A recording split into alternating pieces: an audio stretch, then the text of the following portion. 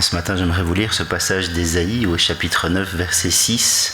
« Un enfant nous est né, un fils nous a été donné. Il a reçu le pouvoir sur ses épaules et on lui a donné ce nom.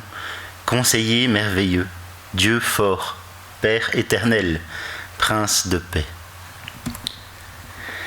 Oui Seigneur, ce matin nous sommes assemblés à quelques-uns pour entendre ta parole, Seigneur, entendre ton enseignement.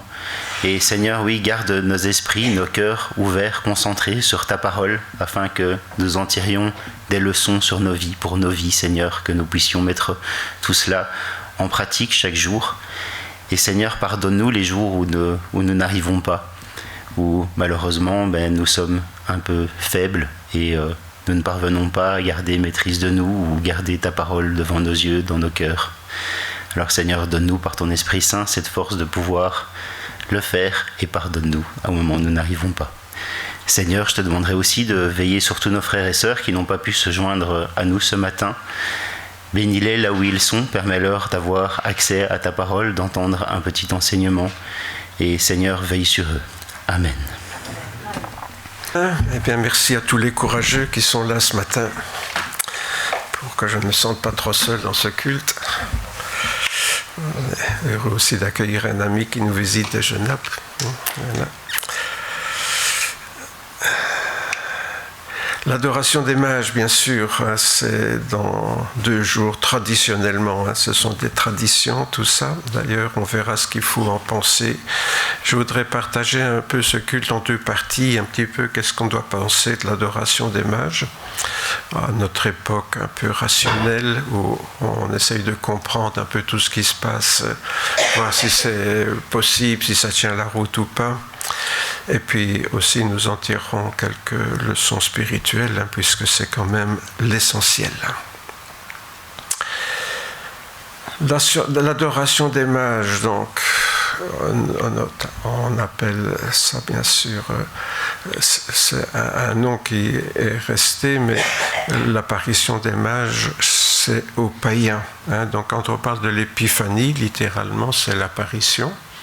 Alors Jésus il n'était pas encore ressuscité, mais le Seigneur est apparu aux païens au travers des mages. C'est pour ça qu'on a donné à cette fête le nom d'épiphanie.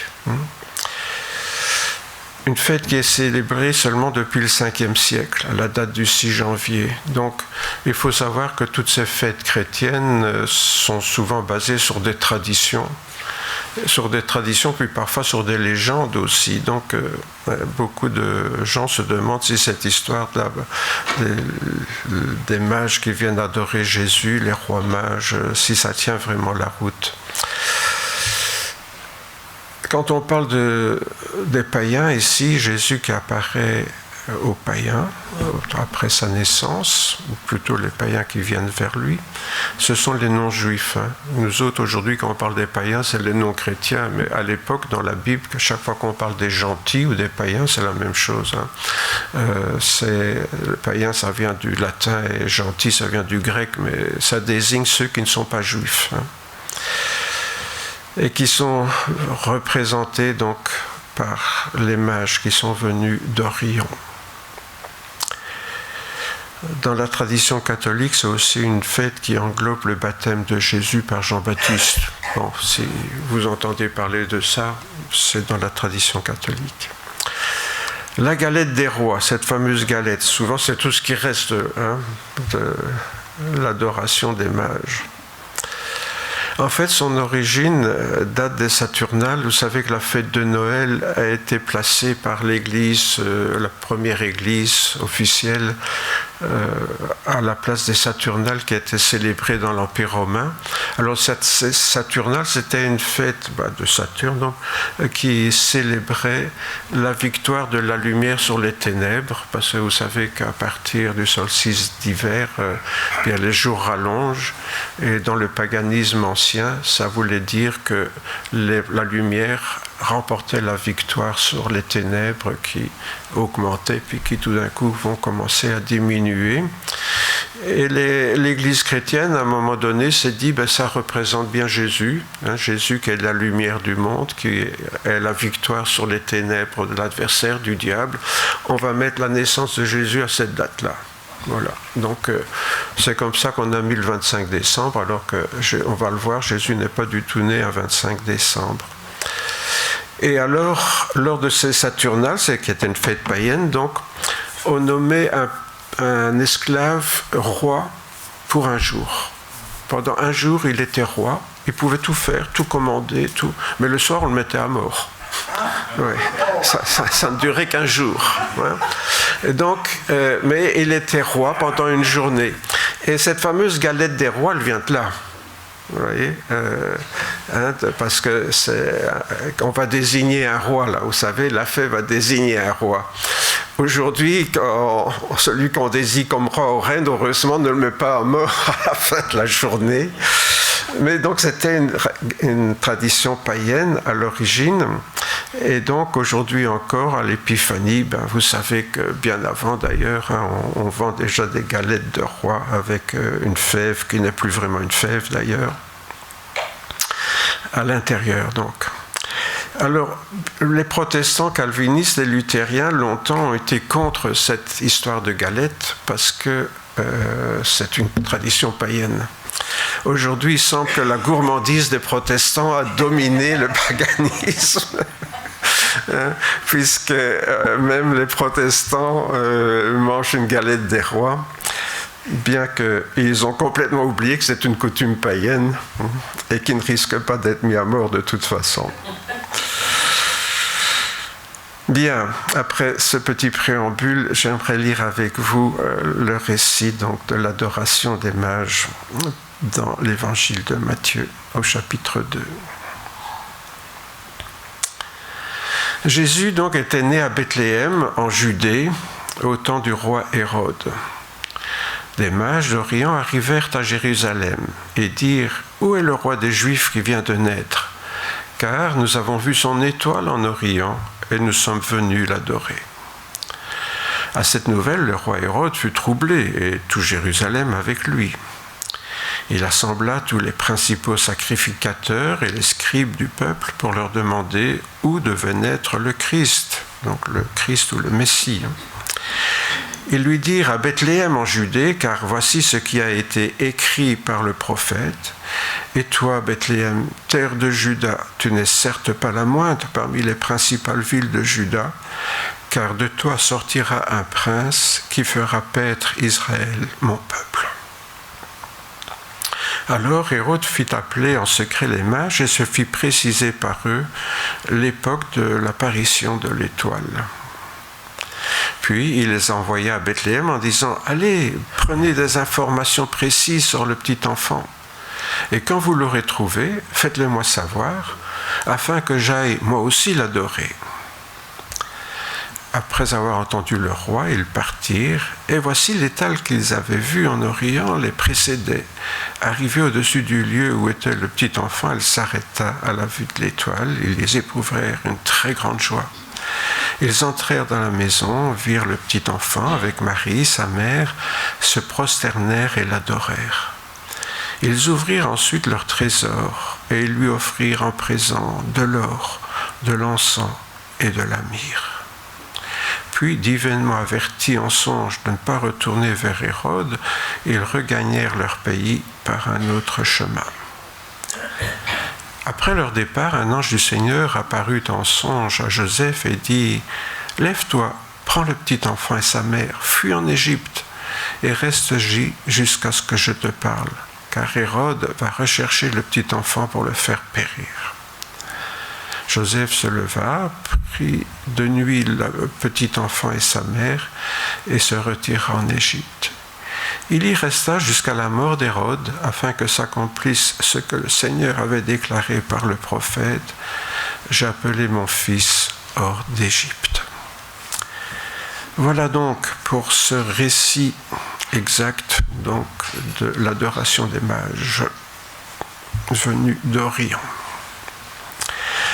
Alors je vais poser, comme je disais il y a un instant, cette question, cette étoile des mages, là, est-ce que c'est une réalité ou une légende?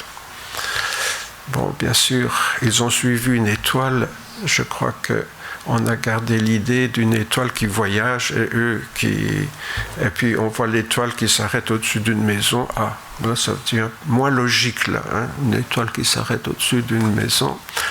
En fait, il faut comprendre qu'ils ont suivi la direction de l'étoile. Hein. L'étoile leur donnait la direction, ça ne veut pas dire forcément que l'étoile progressait tout doucement comme ça. Mais toujours est-il donc qu'on peut se poser cette question, est-ce que cette histoire d'étoile est vraiment crédible ou est-ce que c'est une légende? Et puis alors, il y a la question, qui étaient ces mages? De quel pays venaient-ils? Et quelle est cette étoile qui les guidait? Alors on va essayer de réfléchir un petit peu à ça, parce que nous allons voir que la Bible, lorsqu'on ne se préoccupe pas des légendes qu'on a ajoutées à ce que dit le récit que nous avons lu, on peut trouver tout à fait une confirmation de ce qui est écrit dans la parole du Seigneur. L'Évangile, tout d'abord, parle de mages venus d'Orient et non pas de 3 rois mages. Les rois mages, vous n'avez pas vu qu'on parlait de rois mages, là, on parle de mages. On ne parle pas non plus de 3 mages de couleurs différentes. Un Européen, un Africain et un Asiatique. Il n'y a pas du tout question de ça. C'est 3 mages qui viennent d'Orient. Ils ne viennent pas de 3 continents pour se rencontrer, comme on voit dans beaucoup de films qui parlent de la naissance de Jésus et des mages. Là, apparemment, ils sont venus ensemble, tous ces mages. Et d'ailleurs, on ne dit pas qu'il y en avait 3. Je ne sais pas si vous avez remarqué, il n'est pas question de 3 mages. Il est venu des mages.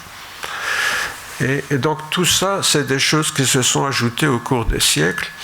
Et cette histoire de 3 mages de couleurs différentes, je parle de la couleur de la peau bien sûr, ça date du XVIe siècle. Donc vous voyez que c'est loin, loin, loin après l'écriture de l'évangile de Matthieu. Par contre, déjà au VIe siècle, on avait décidé qu'il y en avait 3 et qui s'appelait Melchior. C'était le roi des Perses. Il y a un Melchior dans tes rois, Hamid? Non, pas à ta connaissance. Bon, mais les Européens savent mieux comment ça se passait en Perse que vous, en Iran. Balthazar, roi des Arabes, et Gaspard, roi des Indes. Bon, un roi des Indes qui s'appelle Gaspard, avouez que c'était assez... ça tient bon. Vous voyez comment les légendes, finalement, ont pris le pas aujourd'hui sur la réalité de ce qu'on a lu ensemble tout à l'heure dans l'évangile de Matthieu. Tout ça, donc, c'est devenu une série d'histoires pour enfants, ça, je ne sais pas, moi.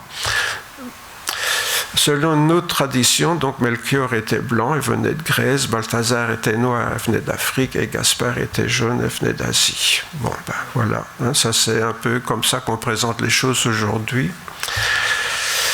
La tradition relève aussi, parle de roi mage, alors que, comment dirais-je, il n'est pas question de roi déjà. Et cela s'appuie parfois sur certains textes de l'Ancien Testament. Bon, je vous donne les références si vous voulez regarder chez vous,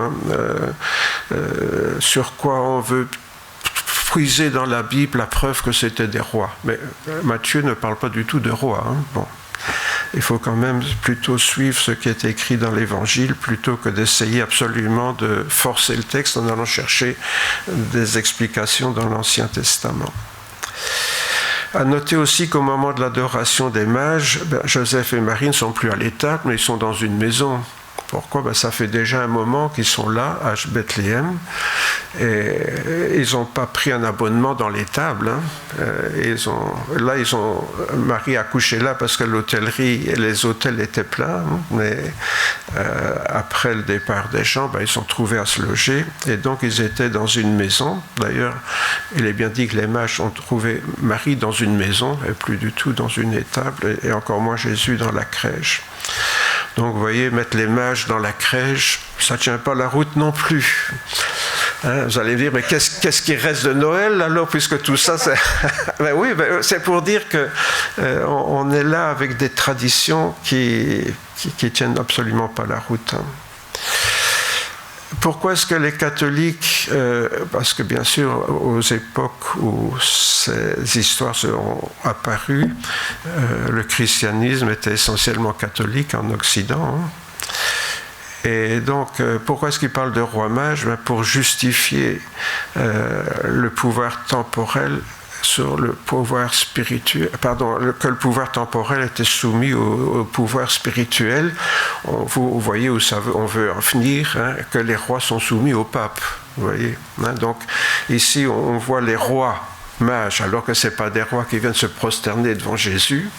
Le pape qui représente Jésus sur la terre, ben voilà, les rois sont soumis au pape. Vous voyez, d'où l'intérêt de parler de roi mage. C'est purement politique, ça n'a rien de religieux. Et ils ont placé 3 rois de couleurs différentes. Pourquoi? Pour montrer que l'Église dominait tous les rois de la terre, que ce soit les Africains, les Européens ou les Asiatiques, tous les peuples de la terre sont soumis au pape. Vous voyez? Donc tout ça, vous voyez, avec ces histoires de rois mages, ça paraît assez enfantin, mais ça avait une finalité très politique finalement. Puisqu'il ne faut pas l'oublier, le pape est avant tout un chef politique. Hein. Lorsqu'il est reçu dans un pays avec les honneurs, ce n'est pas parce qu'il est pape, c'est parce qu'il est chef d'État. Donc si un pays communiste reçoit le pape, elle doit le recevoir comme un chef d'État, même s'ils sont contre la religion. Vous voyez, on oublie ça, que c'est une théocratie. La Bible parle de 3 cadeaux, par contre. Ah oui, ça c'est vrai, il y a 3 cadeaux, mais ça ne veut pas dire que c'était 3 personnages différents qui ont offert chacun un cadeau. Les mages ont offert 3 cadeaux.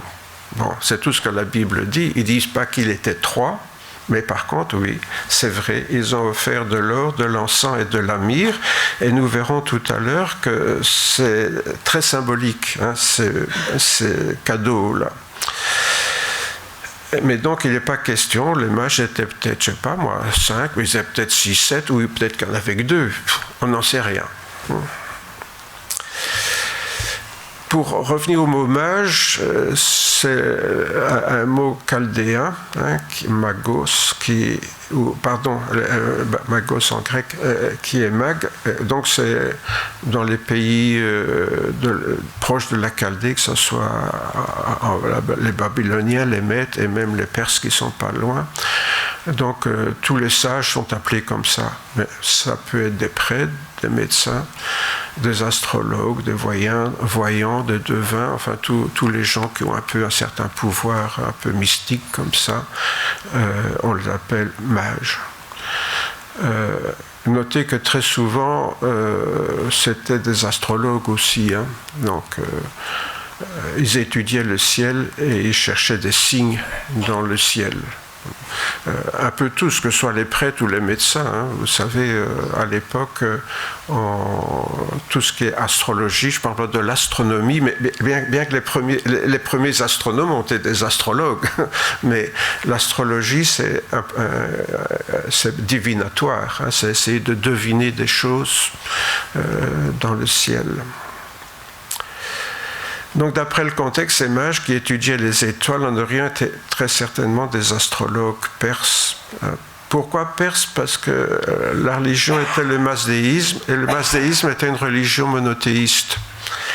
Et donc elle était basée sur l'opposition du bien et du mal. Hein, donc c'est une religion qui était très manichéiste aussi, hein, tout ça est lié. Et donc fondée sur l'opposition donc, du bien et du mal, de la lumière, des ténèbres. On revient à ça. Et les astres qui correspondaient dans le ciel à ça, c'était Jupiter et Saturne. Vous allez voir que ça est important. Alors, il y a une longue tradition orientale qui rapporte que la conjonction de Jupiter et Saturne, donc, pour nous, c'est des étoiles dans le ciel, mais en fait, c'est des planètes. Et lorsque ces planètes s'alignent, c'est signe de quelque chose. Vous voyez, quand il y a des configurations un peu spéciales des planètes, les astronomes, on le sait, sont très sensibles à toutes ces questions. Et lorsque ces planètes se rencontrent, c'est qu'il va se passer quelque chose. Elles se marient dans le ciel, donc il se passe quelque chose sur la Terre. Et qu'est-ce que ça voulait dire quand Jupiter et Saturne se rencontraient? Ça voulait dire qu'il y avait la naissance de quelqu'un d'important, soit d'un personnage important, soit d'un nouvel empire. Alors on peut déjà commencer à comprendre pourquoi les mages croient à la naissance d'un nouveau roi. Parce que c'est quand il y a une rencontre comme ça, pour eux c'était symptomatique de l'apparition d'un nouveau roi, d'un nouveau prophète, ou d'un nouvel empire, d'un nouveau royaume qui va commencer. Alors évidemment, non plus des astrologues, mais des astronomes se sont posé la question, à quelle période est-ce que ces deux planètes se sont rencontrées vers la naissance de Jésus? Parce que c'est un phénomène suffisamment important pour décider des mages à se mettre en route. S'ils se sont mis en route, c'est qu'il s'est passé quelque chose de spécial. Des astrologues de l'époque n'allaient pas faire un grand voyage de plusieurs centaines de kilomètres simplement pour le plaisir. C'est que pour eux, il y a vraiment un phénomène très important qui s'est passé. Alors on peut se demander, tiens, est-ce que c'était une étoile filante? Certains ont dit que les mages suivaient une étoile filante. Une étoile filante, vous en avez déjà vu dans le ciel, ça dure qu'une fraction de seconde. Une seconde peut-être maximum. Bon. Donc ça ne marche pas, l'histoire de l'étoile filante. Est-ce que c'était l'explosion d'une supernova? C'est vrai qu'une supernova qui explose, donc vous savez, une supernova, c'est quand la mort d'une étoile quand elle explose. Il arrive que les étoiles en fin de vie explosent. Et donc, c'est ce qu'on appelle une supernova. Mais alors, cette lumière, elle dure longtemps dans le ciel. Mais il n'y a rien eu, aucune supernova n'a explosé à cette époque-là. Vous savez que maintenant, les astronomes peuvent reculer très, très longtemps en arrière. J'ai dit astronomes? Oui, les astronomes, pas les astrologues, les astronomes. Le passage de la comète de Halley, non. Pourquoi? Parce qu'elle est passée bien plus tôt. Elle est passée au-dessus de la Terre en 66 avant notre ère, pour cette période-là. Donc, ça ne peut pas coller non plus. La comète de Halley, c'est une photo plus récente, bien sûr, qui a été prise, que je vous montre pour vous donner une idée. Donc ça, c'est impressionnant, bien sûr. La comète de Halley, on la voit durer un passage assez long, mais il n'y a rien eu de semblable à cette époque-là. Donc il reste que cette idée de conjonction de Jupiter et de Saturne. Alors ça, oui, ça devient très possible, parce qu'elle a eu lieu en -7 avant notre ère. Donc en -7, Jupiter et Saturne se sont alignés, si vous voulez. Et non seulement ils se sont alignés une fois, mais ils ont vraiment joué un vrai ballet dans le ciel. À 3 reprises, ils se sont alignés dans le ciel en quelques mois. Alors ça, c'est vraiment un phénomène tout à fait exceptionnel. En 3 mois, que les planètes se réalignent plusieurs fois. Ça devait être vraiment quelque chose pour des astrologues de l'époque qui devaient les perturber, enfin les interpeller. Donc elles se sont rapprochées l'une de l'autre en juin, en septembre et en décembre, en -7. Et donc pour des astrologues, ça ne pouvait pas passer inaperçu. De plus, chaque constellation, à l'époque, indique une région du monde. Or là, c'était dans la constellation du Poisson. Pour des Perses, la constellation du Poisson, c'est la direction de la Palestine. Vous voyez ? Donc, tout ça peut expliquer que des astrologues perses, en voyant ces manifestations exceptionnelles dans le ciel, c'est comme si le ciel indiquait « allez voir, il y a vraiment un roi qui est né », quoi, puisque pour eux, c'est ça que ça signale, les conjonctions. Donc on peut imaginer qu'ils se sont mis en route, là, vers -7. Ah oui, ici, des astronomes ont reconstitué ça aujourd'hui pour vous montrer un petit peu ce qui s'est passé. Oui, ça c'est. Allez, on recommence. Voilà, au mois de mai, vous voyez, les deux, au mois de juillet, elles vont se rapprocher de nouveau. Et pareil, au début décembre, elles recommencent encore un coup. Vous voyez ? Donc ça, c'est pour vous donner une idée de ce qu'eux ont vu dans le ciel là, se passer. Bien sûr, ça a duré 3 mois, hein, mais quand on observe des étoiles comme ça, ils ont dû vraiment être interpellés par cet événement qui s'est passé en -7. Et alors, quelques mois plus tard, un nouveau phénomène va se produire en plein ouest. Donc, je rappelle, la Palestine, pour les Perses, c'est l'ouest. Le 20 février de l'an 6 avant notre ère, la Lune et Mars rejoignent Jupiter et Saturne. Donc vous imaginez, là, alors, c'est Jupiter et Saturne qui se rejoignent, mais en plus, il y a la Lune et la planète Mars qui s'y met aussi. Imaginez-vous ce qui se passe dans la tête des astrologues à ce moment-là. Alors ça, oui, on a une photo relativement récente, ça date de 2017, où il y a eu la même chose. Où les 2 planètes, Jupiter et Saturne, se sont rapprochés du Soleil et de la planète Mars. C'est arrivé le 8 février 2017, donc je vous mets la photo là. Alors ça, c'est impressionnant parce qu'alors on a toutes ces planètes ensemble et puis le ciel qui est tout rouge, puisque la planète, on dit Mars c'est la planète rouge, hein, donc qui a illuminé le ciel d'une manière tout à fait spéciale. Alors cette fois-ci, évidemment, on a des éléments assez solides par rapport à ce que nous raconte Matthieu. Hein, les 3 conjonctions successives là, de Jupiter et Saturne en -7, ça décide les mages perses à se mettre en route. Ils arrivent quelques mois plus tard, parce qu'il ne faut pas oublier, ils allaient à pied, ils n'avaient pas d'avion. Hein. En -6, ils arrivent chez Hérode, qui les a convoqués. Et en sortant de chez Hérode, ils sont remplis de joie. Pourquoi ? Ils viennent de voir la conjonction des 4 planètes, enfin le Soleil et les 4 planètes, et les 3 planètes. En sortant de chez Hérode, donc, on peut dire la date, hein, ça aujourd'hui on la connaît, c'est le 20 février en -6. Hein. Ils éprouvent une grande joie en découvrant donc cette conjonction qui leur dit là, cette fois-ci vous y êtes quoi. Hein, il y a une sorte de confirmation de leur quête là qui se manifeste pour ces mages. Et tout ceci donc concorde avec l'aspect historique, puisqu'en février -6, le roi Hérode était toujours en vie. Vous savez, Hérode est mort en -4. Oui, je suppose que vous savez tous que Jésus n'est pas allé en l'an 0. Hein. En fait, ça fait longtemps que les historiens, en dehors des astronomes, avaient fixé la naissance de Jésus entre -8 et -6 par là, quoi, dans ces dates-là, d'après les faits historiques. Hérode est mort en -4. Donc Jésus, qui est né avant la mort d'Hérode, ne pouvait pas naître après que la mort d'Hérode. Ça ne tient pas la route. Encore une fois, ces dates-là ont été fixées par la tradition d'une manière tardive. Hein. C'est pas dans la Bible, l'an 0. Hein. Ça a été fixé plus tard. Donc, quand il interroge les mages sur l'apparition de l'étoile, les mages leur expliquent sans doute que c'est apparu l'année d'avant, quoi, enfin, fin de l'année précédente.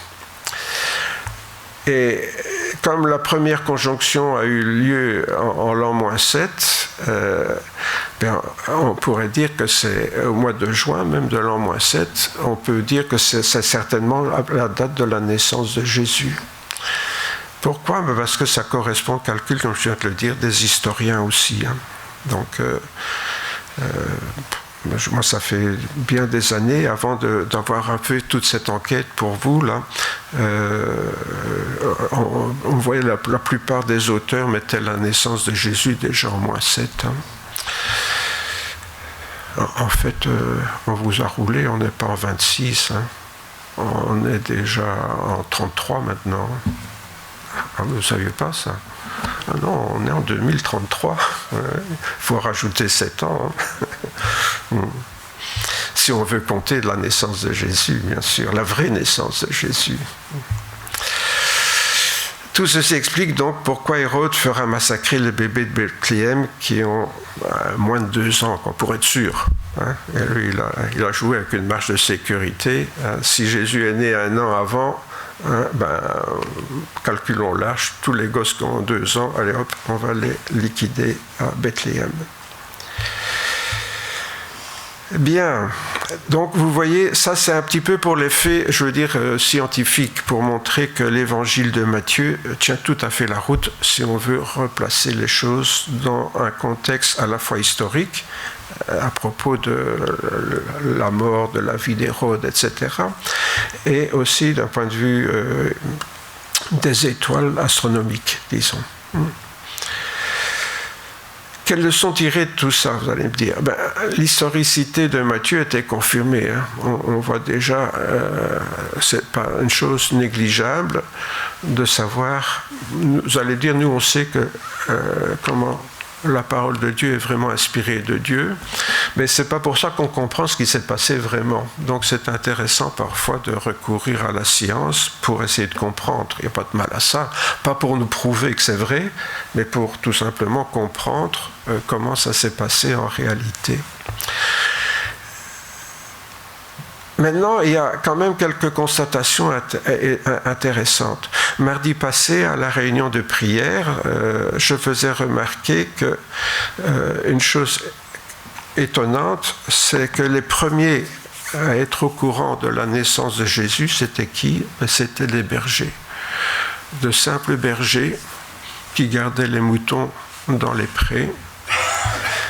Donc on peut comprendre, si Jésus est né au mois de juin, qu'ils dormaient dehors, les bergers. Parce qu'au mois de décembre, quand même en Israël, il neige. Donc Jérusalem, vous avez des photos de Jérusalem sous la neige. Donc j'ai su qu'il naît le 25 décembre, ça ne tient pas fort la route. Maintenant, nous venons de voir qu'il est plus probable qu'il soit né au mois de juin. J'espère qu'il est né le 29 juin, comme moi. Donc, voilà, les mages, les bergers qui sont dans les champs et les anges qui leur apparaissent pour leur dire cette bonne nouvelle. Il vous est né le Sauveur du monde. Et que font les bergers aussitôt? Je faisais remarquer mardi à la réunion de prière. Ils reçoivent une bonne nouvelle et la première chose qu'ils font, c'est d'aller annoncer cette bonne nouvelle. Moi, je trouvais ça formidable. Vous ne trouvez pas? Ils reçoivent une bonne nouvelle, ils ne la gardent pas pour eux, ils vont directement la partager. Et quand on lit l'histoire des bergers, on ne va pas le faire ce matin, vous la connaissez, mais vous aurez remarqué qu'il était écrit qu'ils parlaient de ce qui leur avait été dit par les anges à tout le monde. Et que Marie repassait ces choses dans son cœur. Donc, en fait, les premiers qui ont eu ce message de Noël, ce sont des anges, et ils l'ont partagé. Ils n'ont pas voulu garder ça pour eux. Qu'est-ce qu'on fait, nous, de la bonne nouvelle que Jésus est mort pour nos péchés? Ça va, c'est une bonne nouvelle. Merci Jésus, mes péchés sont pardonnés. Et puis on garde ça pour nous, ou on va le partager? Oui, les bergers, ils l'ont partagé. Les deuxièmes qui viennent adorer Jésus, ce sont des païens, des astrologues, qui croient aux signes dans le ciel. Et Dieu s'est servi de leur croyance pour les amener aux pieds de Jésus. Et qu'est-ce qu'ils viennent faire? Ils viennent annoncer à des gens qui ont la Bible, qui étudient la Bible, les Juifs de l'époque, tous les sages de l'époque, ils avaient la Bible. La preuve, c'est que Hérode les appelle, les prêtres, les scribes, donc ceux qui enseignent au peuple la Bible. Il les appelle et leur dit, mais c'est où qui doit naître là, le Messie là? Alors, bien sûr, ils vont chercher la prophétie, à Bethléem, tu n'es pas la plus petite des villes de Juda, garde-toi, etc. Ah bon? C'est super ça. Et donc, qu'est-ce qui se passe ici? Ce sont des païens qui viennent annoncer que Jésus est né à ceux qui attendent le Messie. Et qui, en fait, ne vont jamais l'accueillir comme le Messie, sauf quelques-uns, heureusement quand même. Il y a eu les apôtres et d'autres croyants. Mais des païens qui viennent annoncer la naissance du Messie à des gens qui l'attendent. C'est aussi extraordinaire, ça. Quand on lit cette histoire, on s'aperçoit que parfois, ce sont des païens qui viennent donner des leçons aux croyants. Ça vous est jamais arrivé, ça?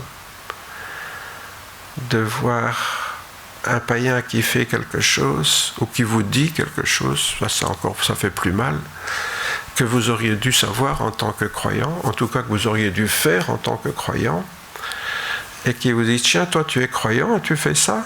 Aïe, ça fait mal quand on nous dit ça. Pourquoi? Parce qu'on a la parole de Dieu, mais ce n'est pas pour ça qu'on la suit ou qu'on la comprend. Et parfois, il faut l'aide, comme ici, de mages venus d'Orient pour annoncer au peuple juif que le Messie qu'ils attendent est né. Et qu'est-ce qu'on fait dès qu'on apprend que le Messie est né? On le met à mort. On cherche à le mettre à mort. C'est vraiment extraordinaire, vous ne trouvez pas, cette histoire des mages? Donc voilà des gens qui sont, ils sont monothéistes. Hein. Bon, ils croient en un seul Dieu. Bon, voilà, c'est déjà une chose. Pas forcément notre Dieu, mais enfin, ils sont monothéistes. Et donc, eux, ils sont attentifs aux signes qui peuvent leur parler, alors qu'en fait, c'est des superstitions, tout ça. Mais Dieu va se servir de leurs superstitions pour les amener chez des croyants, pour leur révéler que le Messie qu'ils attendent est né. Et ces croyants, aussitôt dit, aussitôt fait, le Messie est né, on va commencer par le liquider, parce que lui, on n'en veut pas, on veut rester au pouvoir. Et toute la vie de Jésus, ça va être ça. On va essayer de le mettre à mort, et finalement, on y arrivera, parce que Jésus, il consent, bien sûr, parce qu'il veut se sacrifier pour nous. Et donc, moi, ça me pose cette question, qu'est-ce que nous, on fait de toutes les clés que la parole de Dieu nous offre? Parce que dans le fond, quand on ouvre la Bible, c'est toutes des clés pour diriger notre vie, et qui ouvrent des portes pour que nous comprenions certaines choses, et pour que nous les mettions en pratique. Et donc, est-ce que nous avons déjà réalisé ça, que quand on ouvre la Bible, c'est quelque chose qui va nous ouvrir des portes pour nous diriger vers ce qu'il faut faire ou ce qu'il ne faut pas faire pour être agréable au Seigneur, pour diriger toute notre vie. Bien, je vous avais dit qu'on parlerait des présents des mages, parce que ça aussi, très tôt, les premiers chrétiens se seront interrogés là-dessus, notamment ce qu'on appelle les pères de l'Église. Vous savez, il y a eu les 12 apôtres. Le dernier apôtre, l'apôtre Jean, est mort aux environs de l'an 100, donc vers la fin du 1er siècle. Mais ils avaient formé, bien sûr, d'autres personnes avec tout ce qu'ils savaient de Jésus. Ils avaient aussi écrit certains livres et certains écrits que les successeurs ont gardés précieusement. Et donc les successeurs des apôtres, on les appelle les pères, traditionnellement. Donc les pères de l'Église, c'est les successeurs des apôtres. Alors il y a les pères orientaux, ceux qui vivaient plutôt en Orient, côté de la Grèce, la Turquie, je parle de l'Égypte, la Palestine, tout ça. Et les pères occidentaux, ceux qui vivaient plutôt en Europe et en Afrique du Nord. N'oublions pas que saint Augustin n'était pas un Européen, mais c'était un Tunisien. Enfin, ça dépend si Tagas c'est un petit peu à cheval entre la Tunisie et l'Algérie. Donc, ces pères de l'Église ont beaucoup réfléchi à tout ce que les apôtres leur avaient transmis. Et au VIe siècle, donc les pères de l'Église commencent à donner, enfin ils l'ont déjà fait avant, mais les choses commencent à prendre une forme un peu plus définitive à cette époque-là, à donner une explication symbolique donc à tout ce que les mages ont apporté. L'or, à leurs yeux, évoquent la royauté de Jésus, la puissance de l'argent, l'or. L'encens évoque sa divinité, sa dimension sacerdotale. L'encens, c'est ce qu'on offre aux dieux. On offrait l'encens tous les jours dans le temple. Vous vous rappelez l'autel qu'on appelle l'autel des parfums, qui était à l'intérieur du temple. À l'extérieur du temple, il y avait l'autel plus grand où on offrait les animaux, mais en sacrifice. Mais à l'intérieur, une fois par jour, vous vous rappelez l'histoire du papa de Jean-Baptiste qui rentre et qui va voir un ange là, qui va lui annoncer la naissance d'un fils. Il ne le croit pas, il sera muet, etc. Donc ça, c'était à l'intérieur du temple. Une fois par jour, on offrait l'encens. Et la myrrhe, c'était un parfum qui servait à embaumer les morts. Donc ça va évoquer plutôt l'humanité de Jésus et sa dimension prophétique qui vient incarner la parole de Dieu. Pourquoi ? Parce que Jésus, le Verbe s'est fait chair, donc la parole de Dieu s'est incarnée en Jésus. Cette interprétation donc rendait aussi justice à une légende orientale. Alors, vous voyez, il y a toujours des légendes qui disent qu'en fait, les mages sont venus non pas pour adorer Jésus, ou enfin pour l'adorer, mais ils voulaient d'abord le mettre à l'épreuve. C'est une légende, mais c'est pour vous dire que l'histoire des mages a donné lieu à une multitude de légendes. Et alors, la légende disait ceci. Si les rois, et donc ils déballent leur trésor, comme nous dit l'évangile de Matthieu, et si les rois, il va tendre la main vers l'or. Si les prêtres, il va tendre la main vers l'encens. Et si les prophètes, il va tendre la main vers la myrrhe. Vous voyez ? Ça, c'était la légende. Et la légende dit qu'en fait, l'encens a tendu la main vers les trois. Ce qui voulait dire que Jésus était à la fois roi, prêtre et prophète. En fait, cette légende, elle est venue confirmer une réalité spirituelle, puisque en fait, c'est ce que Jésus est, pour nous aujourd'hui, puisqu'il est à la fois roi, prêtre et prophète. En tant que Messie, bien sûr. Jésus est le Christ, c'est-à-dire le oint de Dieu. Oui, je crois que tout le monde sait aujourd'hui, tous les pasteurs le répètent, les pasteurs sont toujours un peu radoteurs. Moi, je suis extra radoteur, mais il y en a qui sont moins radoteurs que moi, mais qui le répètent quand même. Donc, en hébreu, Hamashiach, c'est le Messie. En grec, on a traduit ça par Christos, le Christ en français. En fait, c'est tout simplement le oint, celui qui a reçu l'onction. Vous savez, celui sur qui on versait l'huile sainte.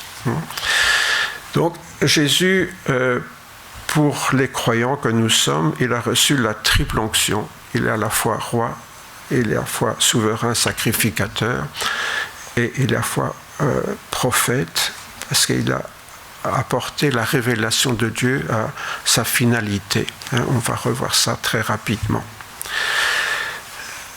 Roi, on sait que les rois recevaient l'onction. Vous vous rappelez comment, lorsque le prophète Samuel a dû choisir un roi pour remplacer Saül, qui avait été infidèle, il va voir dans la famille d'Isaïe, pas le prophète, mais le papa du roi David, enfin celui qui deviendra le roi David, qui avait 10 fils.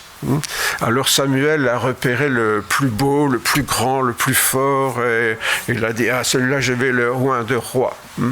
Et Dieu lui a dit, non, c'est pas lui. Et puis, les 9 fils sont passés, chaque fois Samuel voulait les oindre roi, Dieu lui disait, non, c'est pas celui-là.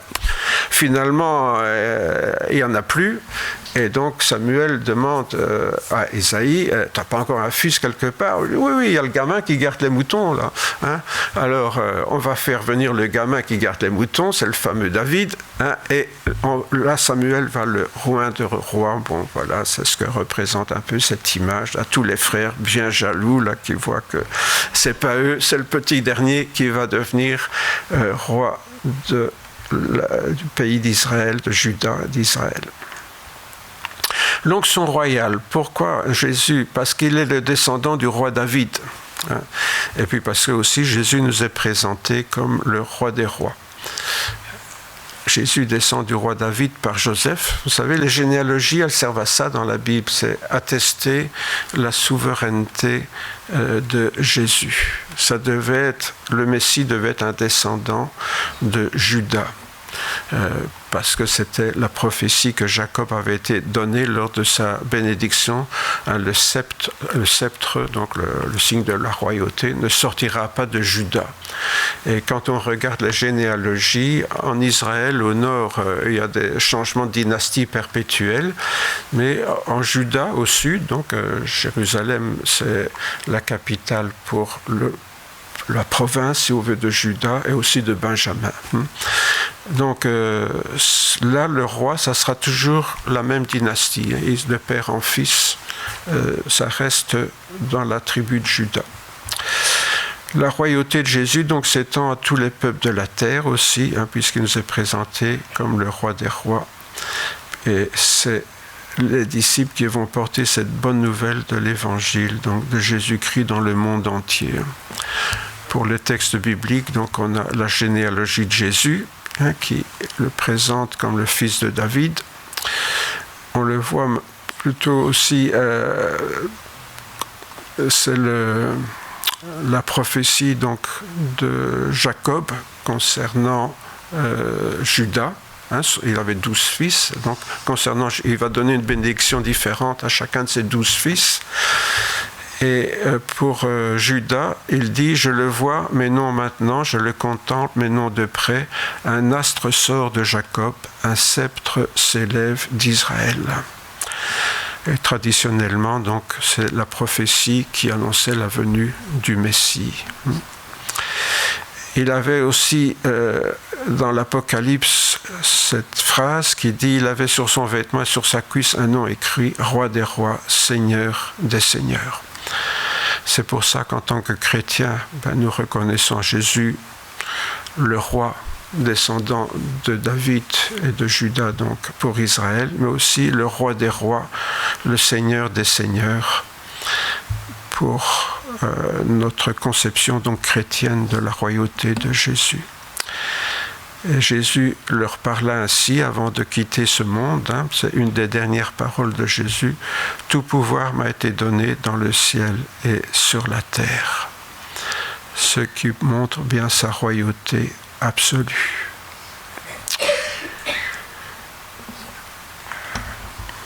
Le sceptre donc ne s'éloignera point de Juda, ni le bâton souverain d'entre ses pieds, jusqu'à ce que vienne le Shiloh et que les peuples lui obéissent. C'est une autre prophétie concernant le Messie, qui se trouve dans Genèse, chapitre 49. C'est une belle prophétie, pourquoi ? Parce que le Shiloh, en hébreu, vient de la racine shala, qui signifie tranquillité, paix.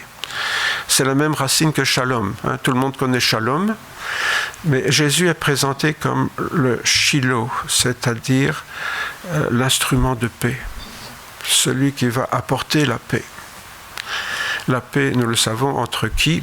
Entre l'humanité pécheresse et le Dieu souverain et juste, qui ne tolère pas le péché. Il fallait vraiment réconcilier ce qui était inconciliable, c'est-à-dire le péché de l'humanité et la sainteté de Dieu. Pour cela, Dieu s'est fait homme, il a pris sur lui le péché de l'humanité et il est mort, et ainsi l'humanité peut avoir ses péchés pardonnés et s'approcher de Dieu en Jésus-Christ. C'est ceux qui acceptent la mort de Jésus pour cela. Autrement dit, le Shiloh dont il est question ici en hébreu, on pourrait l'appeler le pacificateur. Vous voyez ? Voilà. Nous avons un grand pacificateur actuellement aux États-Unis, mais je ne suis pas certain qu'il est aussi efficace que Jésus. C'est très bien de vouloir faire la paix, mais il y a les moyens de la faire. Ce n'est pas toujours en faisant la guerre qu'on fait la paix. Ça, c'est plutôt parabellum. Ce qui veut la paix prépare la guerre. Mais ce n'était pas du tout le point de vue de Jésus. Lui, il a préféré mourir, lui, et prendre sur lui le prix de la paix qu'il allait apporter au monde. L'onction sacerdotale c'est quoi? On voit dans Lévitique 8:12 que Dieu ordonne à Moïse de oindre son frère Aaron comme souverain sacrificateur. Aaron, donc le frère de Moïse, le grand frère de Moïse en parenthèse, c'était l'aîné, le grand frère de Moïse va devenir le premier souverain sacrificateur lorsqu'on va construire l'arche de l'Alliance, etc. Et donc c'est Moïse qui a l'autorité suprême à l'époque de par Dieu, va oindre son frère comme souverain sacrificateur. Alors c'est important, pourquoi? Parce que l'onction sacerdotale de Jésus n'est pas celle-là. Il est aussi le oint de Dieu, n'oublions pas, le Christ, ça veut dire le oint, celui qui a reçu l'onction sacrée. Mais lui, il est souverain sacrificateur selon l'ordre, ou selon à la façon de Melchisédek, nous est-il dit dans l'Épître aux Hébreux. Qui était Melchisédek? Melchisédek, c'était ce roi sacrificateur de Jérusalem, à l'époque où les pays il n'y avait pas encore le pays d'Israël, il n'y avait pas encore le pays de Juda. À l'époque, dans ce qu'on appelle la Palestine aujourd'hui, chaque ville avait son roi. Donc quand on parle des rois dans cette période-là, c'est un peu le roi de chaque ville qui avait fortifié, c'était un roi. Et donc Melchisédek était en même temps roi et sacrificateur de Dieu à Jérusalem. Et lorsque Abraham va pourchasser ceux qui avaient enlevé son neveu Lot et va avoir la victoire, en revenant, il va s'arrêter chez Melchisédek qui va lui offrir quoi? Rien n'est hasard dans la Bible. Vous vous rappelez ce qu'il va lui offrir? Du pain et du vin. Et qu'est-ce qu'on va partager tout à l'heure? Du pain et du vin. Et donc, Abraham va lui rendre hommage en lui donnant une partie des trésors qu'il avait capturés donc chez les ennemis. Là. Et donc, Melchisédek, dans l'Épître aux Hébreux, est pris comme l'exemple de Jésus. Pourquoi? Parce qu'il est dit qu'il n'avait ni père ni mère, qu'il était, on ne sait pas d'où il venait, exactement comme Jésus, qui n'a ni père ni mère, enfin, sinon Dieu au ciel, mais qui n'a pas d'ascendant réel finalement. Parce que c'est vrai que Jésus est un descendant de Joseph, il est un descendant de David via Joseph, mais qui n'est pas son vrai père finalement, qui est son père adoptif. Donc c'est intéressant, cette ligne généalogique là. Pourquoi? Parce que Jésus n'est qu'un descendant d'Israël, du roi d'Israël, seulement à titre adoptif. En réalité, il est un souverain spirituel. Et pourquoi? C'est pourquoi donc dans l'Épître aux Hébreux, il est dit souverain sacrificateur, mais selon l'ordre de Melchisédek, à la façon de Melchisédek. Bon, vous savez, il y a les ordres religieux, les bénédictins, les jésuites, etc. Là, c'est ça les ordres. Ici, c'est l'ordre de Melchisédek. Le sacrifice de Jésus s'inscrit donc en dehors de la tradition de l'Ancien Testament, où le souverain sacrificateur devait tous les jours renouveler les sacrifices, alors que Jésus a été sacrifié une fois pour toutes. Et en même temps, Jésus s'est offert lui-même en sacrifice. Donc on ne peut pas être plus souverain sacrificateur que ça, puisqu'il est en même temps le sacrificateur, mais il est en même temps l'offrande, puisqu'il s'offre lui-même en sacrifice en mourant sur la croix. Jésus donc est vraiment le souverain sacrificateur absolu. Ça n'a rien à voir avec Aaron ni la tradition d'Israël. Il est celui qui est le prêtre qui va s'offrir lui-même comme offrande à Dieu pour nos péchés. Le lieu saint, nous dit l'Épître aux Hébreux, où Jésus est entré pour nous comme un précurseur, devenant souverain sacrificateur pour l'éternité, selon l'ordre de Melchisédek. Je vous laisse lire tout le reste dans l'Épître aux Hébreux. Le lendemain, donc, Jean-Baptiste vit venir Jésus vers lui et il dit « Voici l'agneau de Dieu qui ôte le péché du monde ». Le sacrificateur, c'est Jésus. L'agneau qui va être sacrifié, c'est aussi Jésus pour ôter le péché du monde. Et dans l'Apocalypse, c'est la situation finale. Tous les habitants de la terre se prosterneront devant la bête, ceux dont le nom n'a pas été inscrit dès la fondation du monde sur le livre de vie de l'agneau immolé. À la fin du monde, tout le monde se prosternera devant la bête, devant l'Antéchrist, sauf ceux qui ont leur nom inscrit dans le livre de vie de l'agneau immolé. Mes frères et sœurs, est-ce que votre nom est inscrit dans ce livre de vie de l'agneau immolé? J'espère que tout le monde peut dire oui ce matin. Et enfin, le prophète, l'onction prophétique, je n'ai pas d'image, j'ai juste pris l'image, vous savez, quand Élie est enlevé au ciel devant Élisée, et lui laisse son manteau, là, Dieu ordonne à Élie de oindre Élisée comme prophète à sa place, c'est dans 1 Roi 19,16. Bon, comme j'ai été habitué de travailler avec des enfants à l'école, j'aime bien de vous montrer des petites images, mais là, j'en ai pas trouvé. Oh là, pardon. Donc l'onction prophétique, c'est ça qui est sérieux.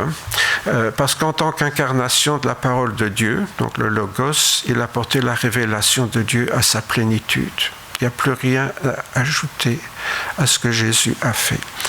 Vous savez, au début de l'Épître aux Hébreux, l'auteur dit jusqu'à présent, Dieu nous a parlé par le prophète, et dans ces derniers temps, il nous a parlé par son Fils Jésus-Christ. Jésus est venu comme, je dirais, le prophète des prophètes, celui qui devait mettre le point final à la révélation de Dieu. Après Jésus, il n'y a plus rien à rajouter. C'est pour ça que nos Bibles s'arrêtent avec le Nouveau Testament. Tout ce qui est venu après, les traditions de l'Église, c'est des trucs humains. C'est intéressant de voir comment, vous voyez, au début, tout à l'heure, je vais montrer toutes ces légendes-là. Ces légendes, c'est ce qu'on a rajouté, qui sont humains, et excusez-moi, c'est des âneries, tout ça. La révélation, elle s'est arrêtée avec les évangiles, avec ce que Jésus nous a révélé et que les apôtres nous ont répété, puisque c'était leur mission. Mais après ça, c'est fini, quoi. C'est pour ça qu'il faut se méfier des gens aujourd'hui qui ont des révélations. Moi, je suis toujours être très prudent. Et quand on va dans certaines églises, les gens fonctionnent à coup de révélation. Et s'il n'y a pas des prophètes qui leur révèlent des choses, les prophètes sont là pour nous rappeler ce que Jésus a dit au moment opportun. Ce qui fait un prophète dans l'Église, c'est qu'il a la parole juste au moment où il faut, pour répondre soit aux besoins d'une personne, pour le réconforter, pour le diriger, pour l'orienter dans la pensée du Seigneur, soit faire la même chose dans l'Église. Dieu a mis premièrement les apôtres, deuxièmement les prophètes, troisièmement les docteurs, etc. Vous connaissez ces textes. Donc un prophète ne peut qu'aujourd'hui nous rappeler ce que Jésus et ses apôtres, bien sûr, nous ont transmis. On ne peut rien rajouter à ça. Tout ce qu'on rajoute comme soi-disant révélation, ça vient de l'homme. C'est pour ça que l'apôtre Paul dit quand il y a des prophéties, il faut faire le tri. Il faut être dirigé par le Saint-Esprit pour voir qu'est-ce qui vient de Dieu, qu'est-ce qui vient de l'homme dans une prophétie. On ne peut pas tout prendre comme ça, comme argent comptant. Et on peut faire le tri seulement si nous-mêmes on connaît la parole de Dieu. Sinon, comment voulez-vous faire le tri ? Si je ne connais pas ce que Jésus nous a enseigné dans sa parole. Donc Jésus a l'onction prophétique parce qu'il a finalisé la révélation de Dieu. C'est pour ça que l'apôtre Jean commence par dire au commencement était la parole était avec Dieu, la parole était Dieu, la parole était faite chair, elle est venue habiter parmi nous pleine de grâce et de vérité, etc. Vous connaissez bien ces passages-là. Eh bien, c'est ça l'onction prophétique de Jésus. Il est l'incarnation de la parole. Il n'est pas seulement une parole de Dieu qui est donnée, il est la parole faite chair. On ne peut pas être plus parole que ça. On ne peut pas être plus prophète que ça, je dirais. Rappelons donc que la fonction prophétique, parler au nom de Dieu, c'est pas forcément prédire l'avenir. Beaucoup de gens croient que la prophétie, c'est dire l'avenir. Non, c'est parler de la part de Dieu. Parfois, c'est une parole pour l'avenir, mais le plus souvent, quand vous lisez les prophètes, quand vous lisez l'Ancien Testament, c'est quoi leur ministère? C'est d'enguirlander, je suis poli, c'est d'enguirlander le peuple qui chaque fois se détourne de Dieu pour aller vers des idoles. L'onction prophétique donc, nous permet surtout de définir le canon de la Bible. Je pense que là, les successeurs des apôtres ont été vraiment conduits par l'Esprit de Dieu pour choisir ce qu'on allait mettre dans le Nouveau Testament. Je vous l'ai dit souvent, il y a beaucoup d'autres évangiles, l'évangile de Thomas, etc., qui sont des inventions humaines. Et soi-disant, alors les athées disent « Ah oui, vous voyez ça, l'Église ne l'a pas gardé parce qu'elle voulait garder des choses secrètes, notamment que Jésus était marié avec Marie-Madeleine, enfin toutes des âneries comme ça. » Donc, tout ça, c'est des rajoutes que, heureusement, les premiers chrétiens, les successeurs des apôtres, étaient vraiment encore sous l'onction de l'Esprit, ont éliminé de la Bible, parce que sinon, on aurait toutes ces âneries aussi dans nos Bibles. Et il y a eu pas mal de fausses épîtres aussi, et des apocalypses. Alors là, il y en a des apocalypses, il y en a eu plein. Parce que déjà à l'époque, les gens aimaient bien ces choses-là. Vous voyez, des trucs mystérieux, où on ne comprend rien. On a toujours l'air plus malin que les autres quand on dit des choses que personne ne comprend. Vous avez déjà remarqué ça? Voilà. Si un pasteur prêche et qu'on ne comprend rien, ça devait être important. Ouais. Bon. J'espère que vous me comprenez quand je parle, sinon. Ne crois-tu pas, Philippe, que je suis dans le Père, que le Père est en moi? La parole que je vous dis, je ne la dis pas de moi-même, et le Père qui demeure en moi, c'est lui qui fait les œuvres. Jésus lui-même s'est présenté comme prophète. Il ne dit pas le mot, mais c'est ça, un prophète. Et l'hébreu, je vous avais dit le passage tout à l'heure, après avoir autrefois et à plusieurs reprises, de plusieurs manières, parlé à nos pères par les prophètes, Dieu nous a parlé par le Fils en ces jours qui sont les derniers. Là, ce n'est plus des prophètes qui viennent, c'est le Fils de Dieu lui-même. Vous voyez, il met le comble à la prophétie, là, c'est le point final. Et dans l'Apocalypse, je l'atteste à quiconque entend les paroles de la prophétie de ce livre, et il ajoute, Dieu ajoutera à son sort les plaies décrites dans ce livre. Il n'y a rien à rajouter.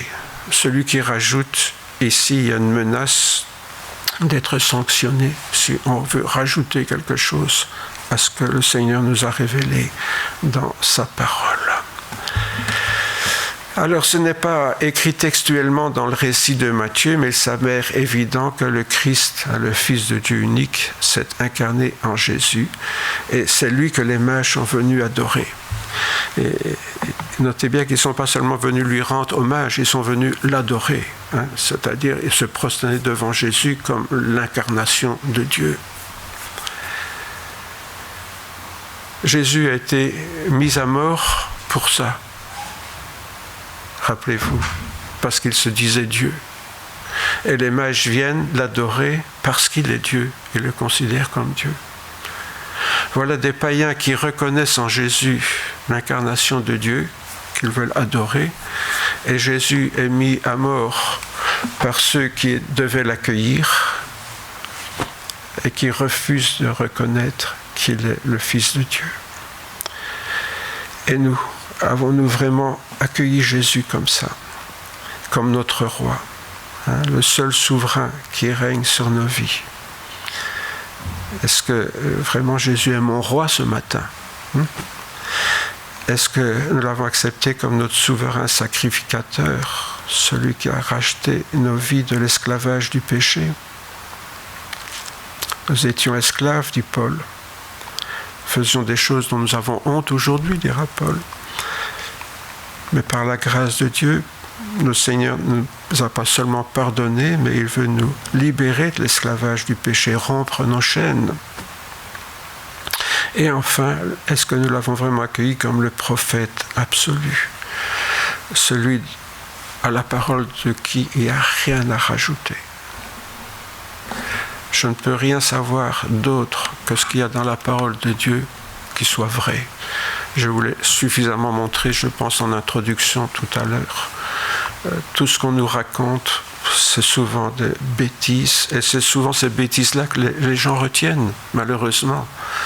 Tandis que la réalité, que ces mages, même Dieu vous savez, Dieu peut se servir même des superstitions de certains pour conduire à la vérité, mais ils ont reconnu Jésus comme le roi des rois, le Dieu tout-puissant qui venait de naître dans ce monde.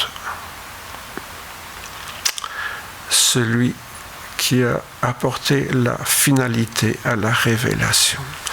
Alors si oui, bien sûr, nous voulons rendre toute la gloire à notre Seigneur Jésus bien-aimé. Seigneur, nous voulons vraiment te rendre grâce ce matin pour ce que tu es. Seigneur, tu es vraiment le Messie. Tu es vraiment, Seigneur, l'incarnation de Dieu dans ce monde, dans ce Messie, dans ce oint que le peuple d'Israël attendait. Seigneur, certains t'ont reconnu et accueilli.